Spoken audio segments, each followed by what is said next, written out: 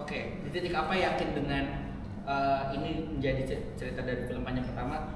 Ketika yakin ini tuh bukan cuma cerita tentang komedi Indonesia pada umumnya, maksudnya di sini kan ada komedi di TV, ada stand up komedi gitu. Kita ternyata lebih dalam dari itu. Pada akhirnya ini tentang relasi hubungan antara orang tua dan anak gitu. Bagaimana sulitnya generasi yang berbeda ini tuh berkomunikasi, bukan cuma dalam tentu bagian luarnya kan kita bisa lihat stand up komedi dengan lawak konvensional di TV, tapi lebih dalam dari itu Tawa dan bapaknya yang sebagai pelaku di TV, Tawa sebagai stand up juga punya pergesekan itu gitu. Dan aku rasa ini jadi sesuatu yang sangat universal. Kita semua punya kecanggungan itu, ngobrol hal-hal yang intimate, hal-hal yang dalam dengan orang tua. Kita punya kecenderungan menutupi luka kita ke orang tua kita. Di satu titik mereka nggak ada, kita baru menyesal gitu untuk ngomongin itu. Nah di sini Tawa yang dari kecil udah ditinggalin mencoba tiba-tiba ketika dia besar bapaknya kembali datang membawa semua trauma itu, dan bagaimana Tawa menerima bapaknya lagi itu rasanya perasaan yang universal kita semua punya gitu.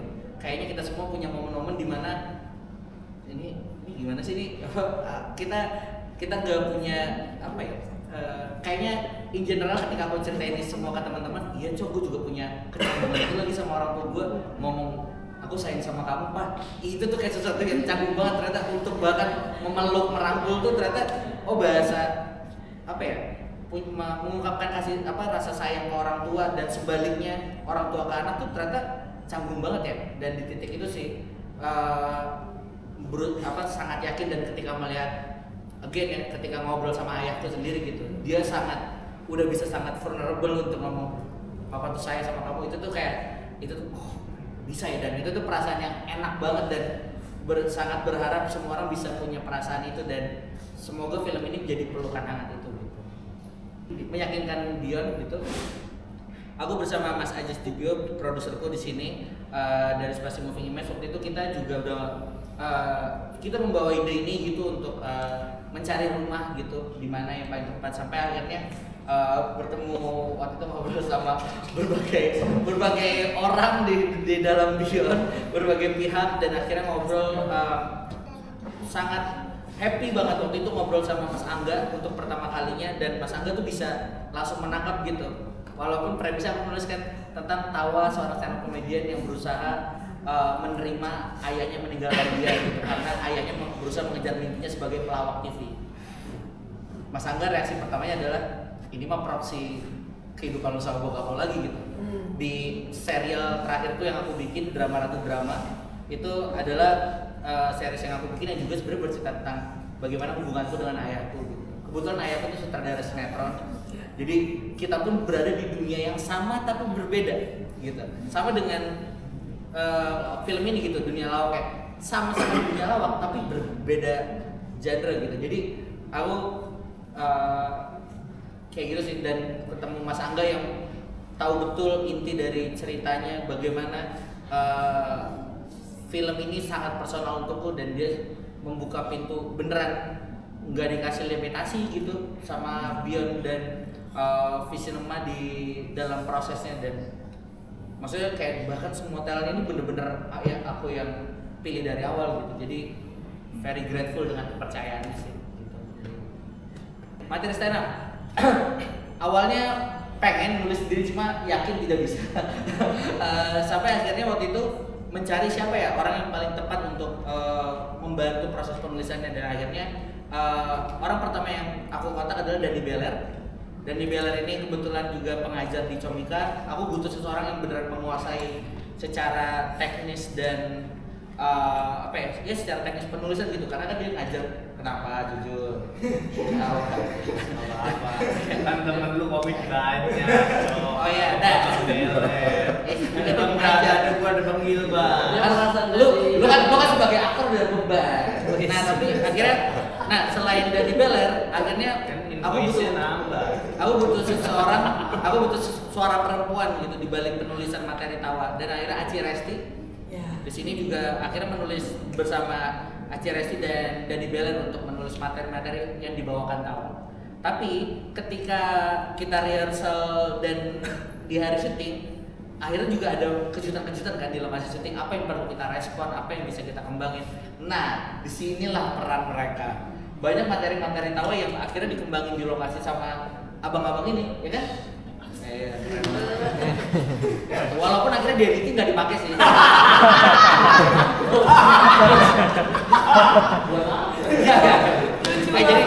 Jadi karena banyak banget teman-teman stand up comedy juga terlibat, jadi enak banget sih mas. Kita punya materinya di skrip tertulis, tapi di saat yang sama ketika kita mencoba nge-take dan bawainnya, karena mereka ada onset, kita juga mencoba mengembangkannya itu di situ.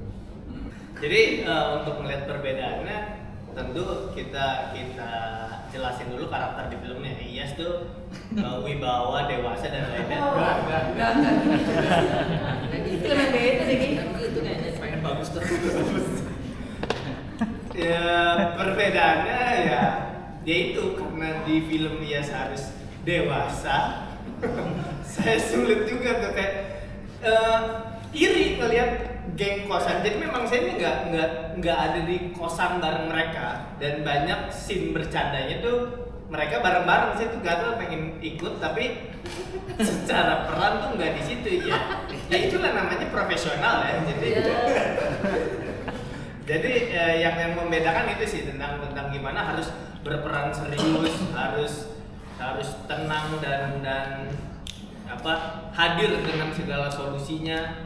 Itu benar-benar bukan saya ya, jadi itu agak sulit juga gitu. Mungkin aku tambahin kayak takutnya teman-teman bingung, ini geng tapi kok beda gitu. Jadi geng kosannya Tawa itu sebenarnya yang lucu-lucu di film itu nanti Gilbas sama Brata sama Enzi berempat sama Tawa. Nah si Bintang Emon itu sahabatnya terdekatnya Tawa, jadi dia tidak ikut.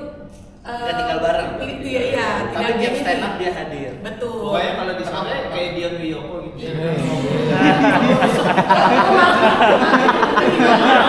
Udah malam. Boleh Gilbas langsung masuk aja. Oh iya. Sore bener.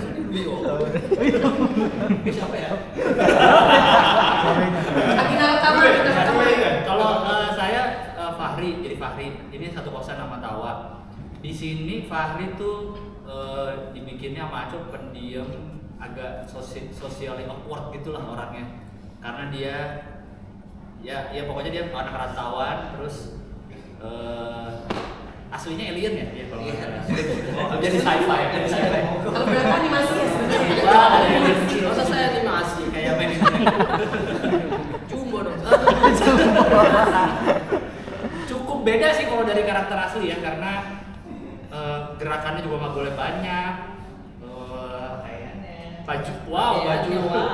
Baju saya dikasih Aco sungguh baju suasana Bambi Blok M alias sangat katro baju saya. Bajuin ya? Iya, baju saya katro banget, nggak ada yang nggak katro sumpah.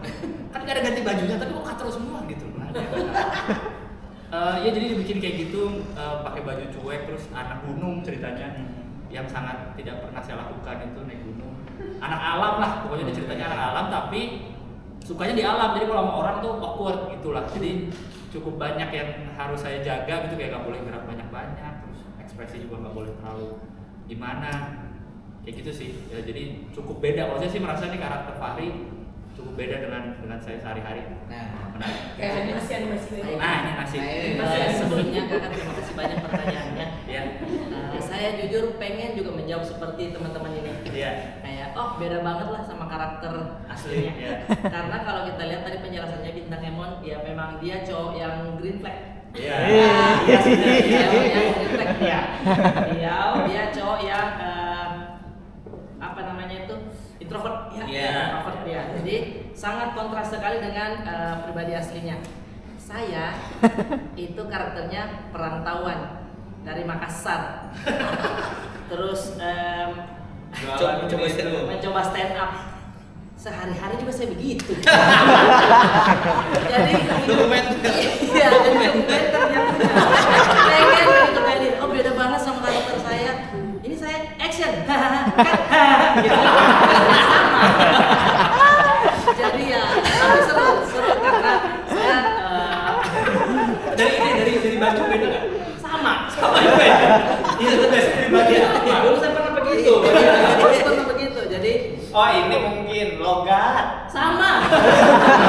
Nggak ada bedanya. Lo kata Makassar juga. Gitu. Jadi alhamdulillah untungnya saya diberi privilege lah sama Aco. Udah, kau nggak usah acting.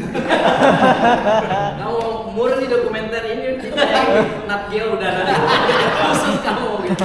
Tapi senang soalnya ketika kami reading yang saya dapat dari Aco ya program film ini ya, yang sangat ditekankan adalah proses reading dan acting coach. Betul. Itu yang betul-betul ditekankan dari awal sebelum syuting. Acting coach kami kan Mas Ciprut sama dengan acting coach sore kan. Iya. Iya. Benar. Iya. Acting coachnya sama. Sama. Jadi levelnya sama. Acting coachnya sama. Aku percaya Sheila. Iya. Aku sempat telepon Sheila, gimana kita baru kepikiran. Iya. Karena kan kaki sama. langsung telepon Sheila. Iya. Gue dapet gue ngerasain apa ngerasain. Ini sebenarnya Mas Ciprut tuh pasti Tapi Sheila nggak ngerasain.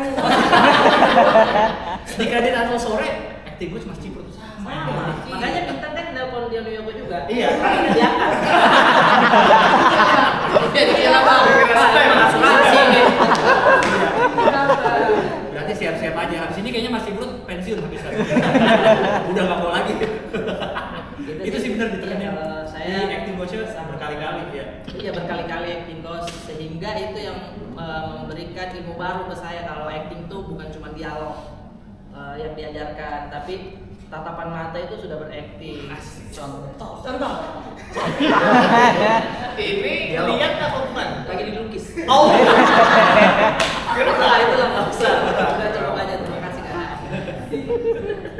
Iya, kalau dari aku memang mulai dari film pendekku dan ya baik itu musik video atau iklan, aku selalu tertarik dengan relasi manusia gitu, terutama hubungan orang tua anak itu selalu jadi nggak tahu ya, itu mungkin lukanya, jadi selalu nyaman bercerita tentang itu dan rasanya belum selesai, akhirnya selalu punya material tentang itu dan di film ini cukup menumpahkan itu semua sih gitu dan ya akhirnya drama komedi gitu ketika di awalnya mikir memang ini kayak bakal jadi full komedi sih, apalagi karakternya juga udah berkomedi semua, tapi ternyata ketika nonton hasil akhirnya juga ternyata teman-teman enggak sih, ini drama banget sih gitu, jadi ya hopefully nanti meet the expectation sih. Ada yang bilang juga enggak sih masih komedi banget tapi drama ya lumayan mix sih yang nonton gitu, jadi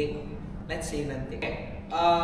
Sebenarnya karena tahu dari awal cerita ini kan berputar di keluarganya Tawa gitu. Tawa terus ibunya Mbak Marisanita, nama karakternya itu Indah, dipanggilnya Ibu Cantik. Terus ada Pak Keset / nama aslinya Pak Hasan di peran Mas Vika. Udah cukup yakin bobot dramanya cukup berat di film ini. Jadi butuh aktor yang memang aku udah percaya dan sudah nyaman dari awal. Aku udah kerja sama beberapa kali sama Mbak Marisa, Mas Wika dan Amanda, dan akhirnya di porsi komedinya butuh teman-teman yang bisa bermain dan aku juga sangat open dengan improvisasi dan di situ sih butuh peran teman-teman komika, apalagi karena dunianya dari awal udah tahu ada stand up comedy dan ada Lauk TV. Aku mau memang peran mereka beneran gitu. Aku pengen yang Lauk TV ya beneran main play di TV gitu. Makanya ada Mang Saswi dan Cik Abdel juga di stand up gitu. Di sini ya ada mereka karena itu juga dan ya sama Bang Brata dan Bang Gilbas, gue udah dari nonton stand up mereka gue cukup yakin untuk mereka bisa deliver perasaan dan menangkap directionku sih gitu. Kalau sama Bintang kan aku juga udah pernah kerja sama di musik video Memori Baik gitu. Makanya di situ sebenarnya udah mencoba bereksperimen gimana ya kalau Amanda dan Bintang digabungin. Kebetulan di film ini mereka karakter Bintang, Iyas dan Tawa tuh ada something.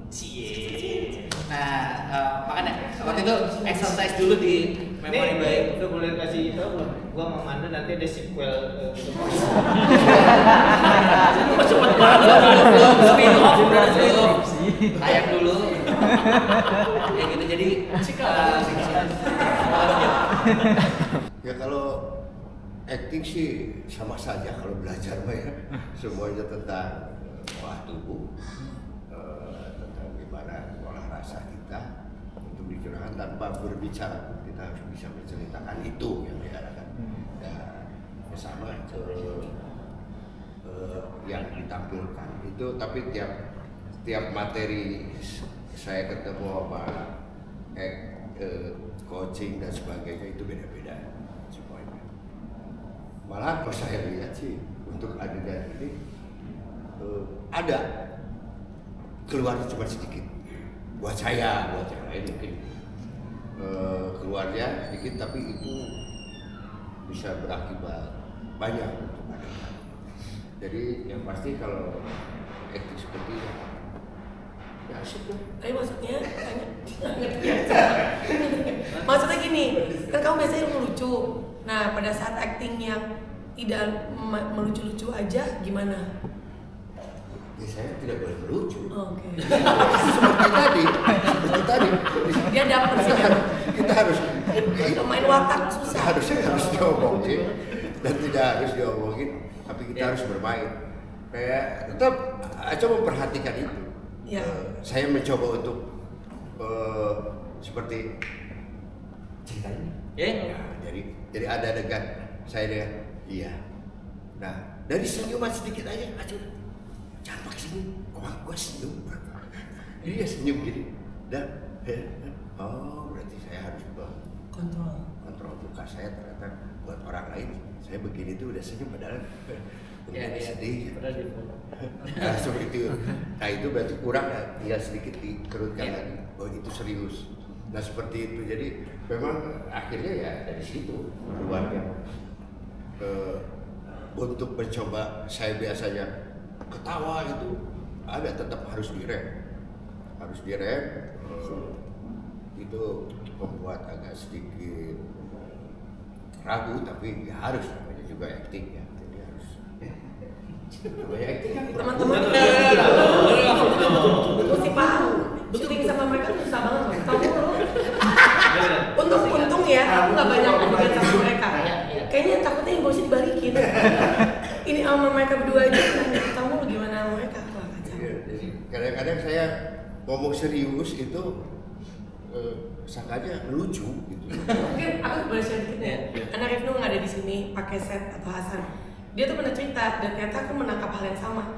Ada sebuah adegan yang sebenarnya sangat jelek, dalam lah emosinya lumayan tinggi gitu ya, buat geng kita, tepatnya buat si bapak.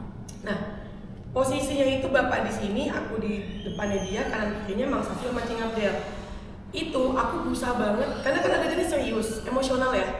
Berusaha banget untuk aku mentransfer energi ke dia sehingga aku punya empati. Nah, aku juga merasakan dia tuh eye contact-nya sama aku. Tapi nggak pernah kita bahas tuh adegan itu. Pas kemarin kita lagi foto poster, dia cerita, gila susah banget tuh acting sama mereka yang lucu-lucu. Untung ada lo Bu, at least nyambung tuh emosinya kan. Padahal mereka nggak ketawa ya. Cuman buat seorang Ibnu Wikan aja tuh kayak gue mesti cari fokus supaya nggak ketawa gitu. Ternyata kayak gitu, saking serunya. Pas adegan itu saya ngambil film Ikan Saber 3.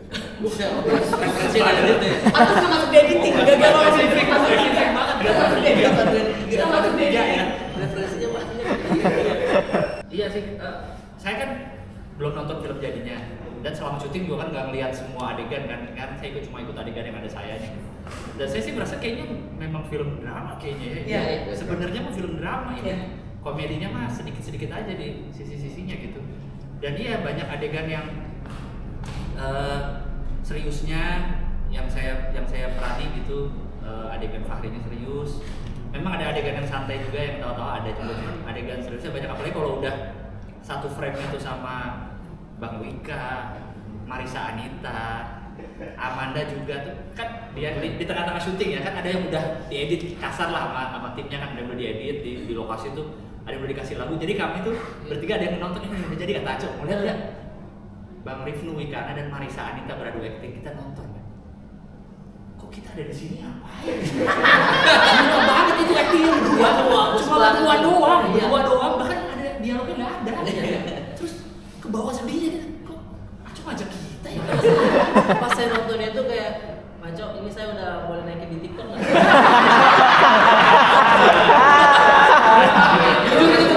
Telegram itu langsung kita kasih adegan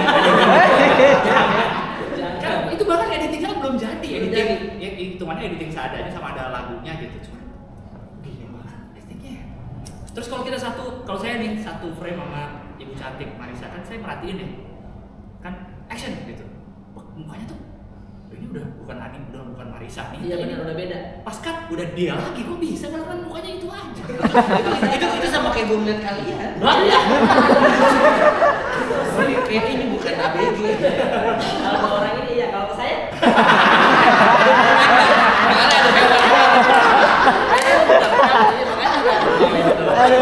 Tapi yang harus ini ya digaris bawahi, sutradara karena dia menekankan reading dan juga acting coach, sehingga pada saat kita syuting udah kayaknya dia terlalu percaya sama acting saya atau dia terlalu tidak peduli gitu. Betul. Karena action cut, oke udah gitu. Biasanya kan kalau satu scene ada diulang lagi sekali lagi deh Sekali biar lagi deh, amannya. cepet. Nggak ada deh. Oke udah cut, lanjut berikutnya. Dan ada tingkatannya. Ketika dia bilang cut bukan cut, jadi kato. Kato. Nah itu oke tapi masih bisa ditambahin lagi.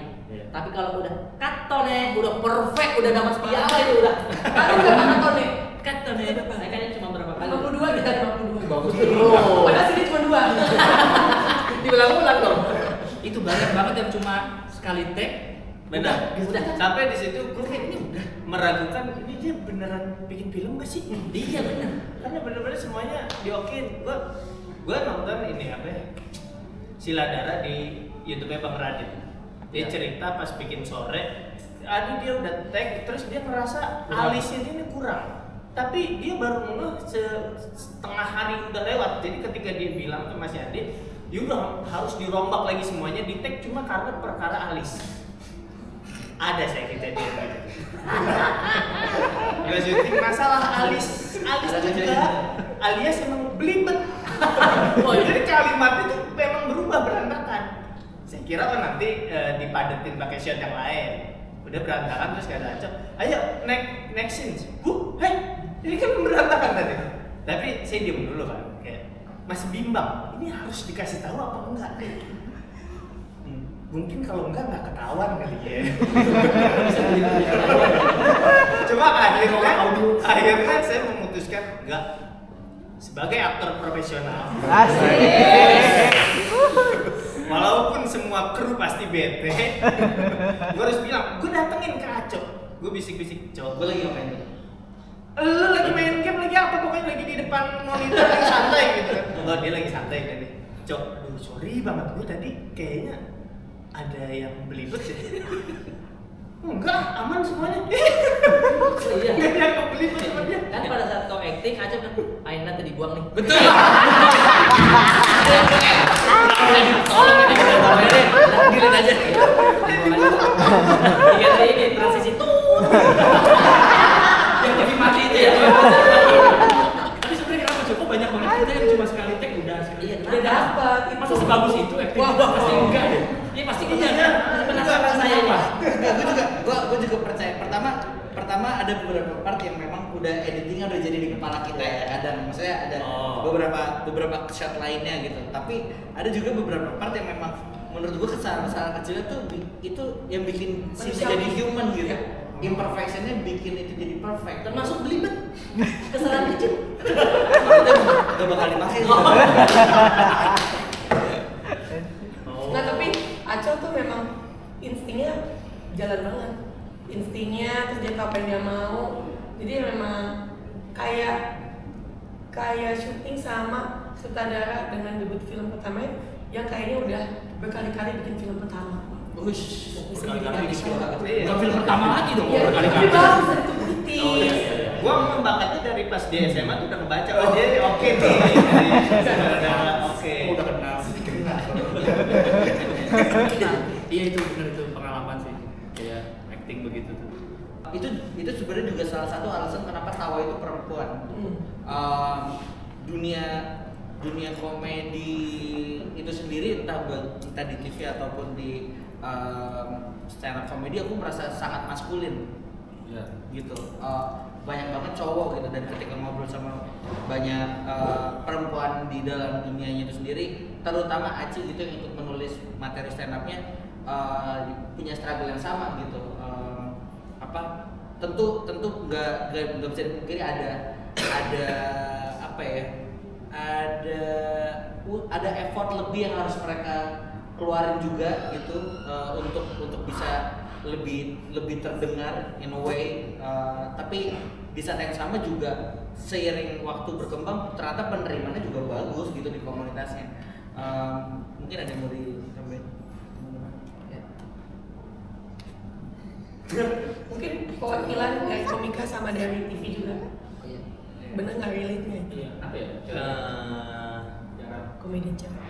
Iya, itu pertanyaan menarik karena dari dulu juga kita sering bertanya kenapa nggak muncul, maksudnya dari dalam pun mencari apa yang bisa dilakukan untuk mendorong ekosistemnya lebih ramah untuk perempuan. Kita sambil nyari juga, makanya di beberapa festival disediain juga kan slot yang khusus memang perempuan gitu. Jadi dalam slot itu ada, lalu di yang umumnya pun ada gitu.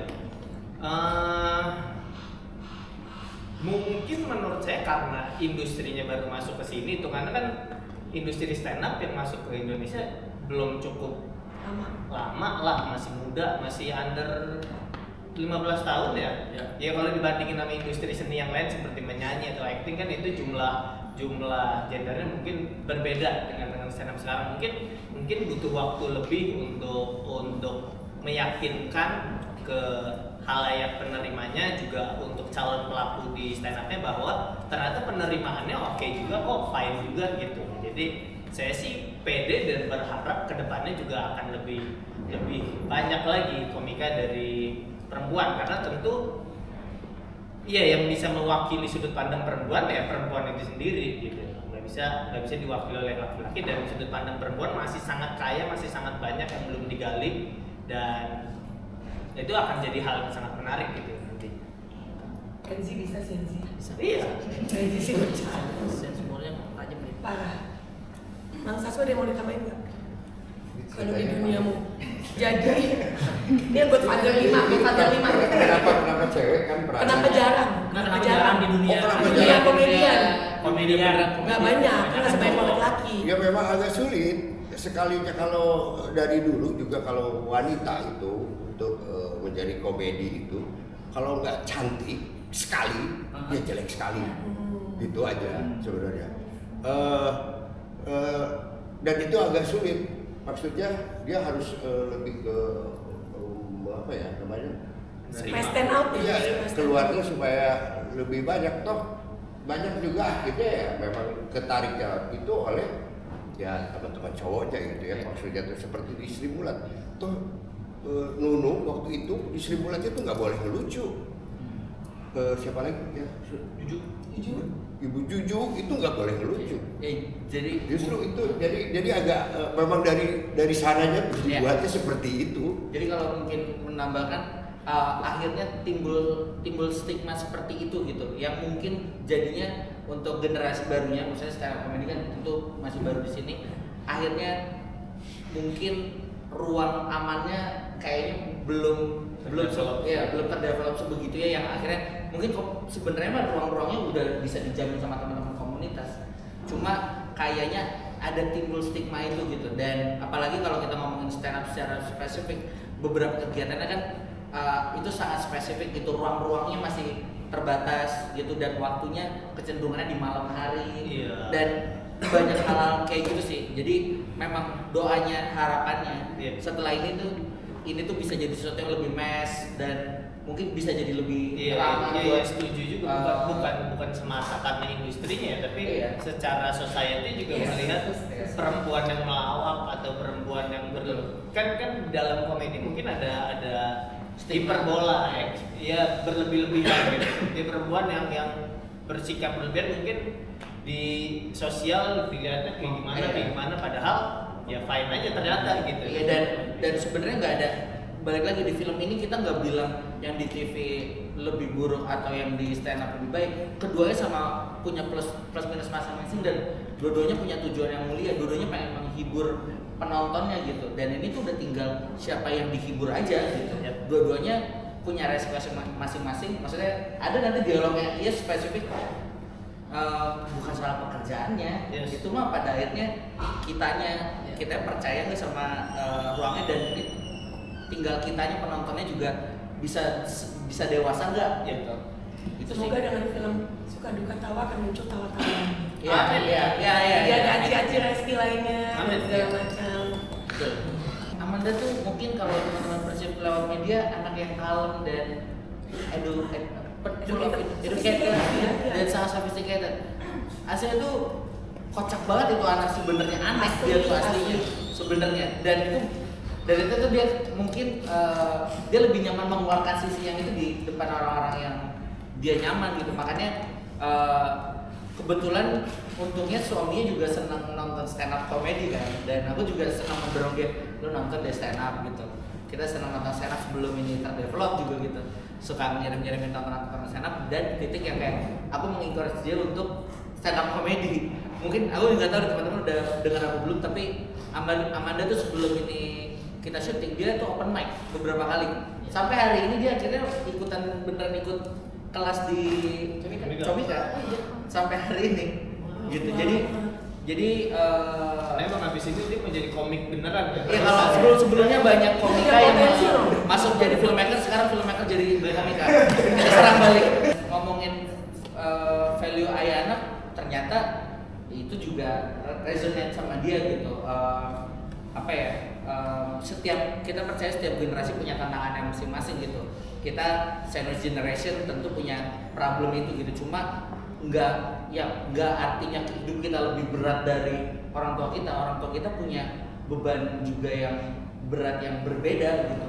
Dia harus menghidupi kita yang sandwich generation ini gitu, dan kita tuh kadang nggak mau berkompromi dengan itu, dan akhirnya apa sih perang-perangan ini berantem lu sama orang tua bukan sesuatu yang perlu lo menangin, pun lo menang buat apa gitu. Dan akhirnya ya film ini mencoba mempertemukan dua point of view itu sih, yang kadang yang tua melihat yang muda salah, sebaliknya seperti itu gitu. Dan kita punya value yang sama, jadi keduanya harus saling memaafkan dan menerima. Selain itu ada nikah, ada warisan nikah tadi. Betul. Ada NC, kayak gimana lo proses menemukan mereka dan nge-shape karakter baru mereka? Ya mungkin mulai dari NZ gitu ya. NZ sebelumnya aku udah kerja sama dengan dia di serial Drama to Drama, dia sebagai pemeran utama. Udah tahu NZ itu sebenarnya orang yang juga sangat versatile, bisa dijadiin apa aja gitu. Looknya dia alisnya diubah, dia bisa jadi karakter yang berbeda, ditambahin gigi bisa jadi Dracula. Jadi sebenarnya tuh dia bisa dijadiin apa aja gitu. Di sini dia karakternya jadi kayak bule Depok, makanya dia ngekos, nggak tahu bapaknya di mana gitu. Jadi semua tuh punya, jadi benang merah dari semua karakter adalah punya problem sama orang tuanya gitu. Itu yang memang coba dibikin align gitu. Dan Enzi ya sangat kritis gitu dengan pertanyaan-pertanyaan dia tentang si karakter Adin ini gitu, karena Adin ini jadi penjembatan Jengkos ke Tawa juga gitu. Dan kalau Mbak Marisa dan Mas Vika nggak tahu ya, mereka tuh karakter yang bisa mendeliver dramanya dengan sangat kuat, tapi yang sulit aku temukan di aktor-aktor lain mungkin comedic timingnya gitu. Mbak Marisa dan Mas Vika di sini sangat serius karakternya, tapi once kita butuh beat komedi Dapat banget. effortless banget, apalagi ketika di pairing sama mereka itu jadi kayak ini dia yang aku butuhkan gitu. Jadi pas gitu rasanya. Mungkin sebelum ada tambahan, aku boleh share satu fun fact ya. Jadi satu hari sebelum kita reading itu pagi-paginya tuh aku ngopi. Mungkin ini mudah-mudahan jadi tanda ya. Aku ngopi sama Rian Jumbo sama Mas Henry Lawrence. Ada satu sore, ada satu Jumbo. Terus di pagi itu kita membahas Raif Brata. Aku belum kenal sama dia. Bahas soal Raif Brata, si Rian cerita, iya nih orang lucu banget ini. Aku denger langsung aku follow. Wah lucu banget, aku suka orang lucu. Wah lucu banget ini, aku follow deh. Besoknya reading. Pasti temen nanya, Cong sama siapa aja ini. Hah, ternyata sama idola aku. Nah, maksudnya mudah-mudahan energi sore dan juga Jumbo sampai ke dalam film Suka Duka Tawa lewat Brata dan Acong gitu loh guys. Sebenarnya saya yang tanya Bang Rian, dia bilang tolong tanyakin dia. Ada plot twist ya. Ada plot twist.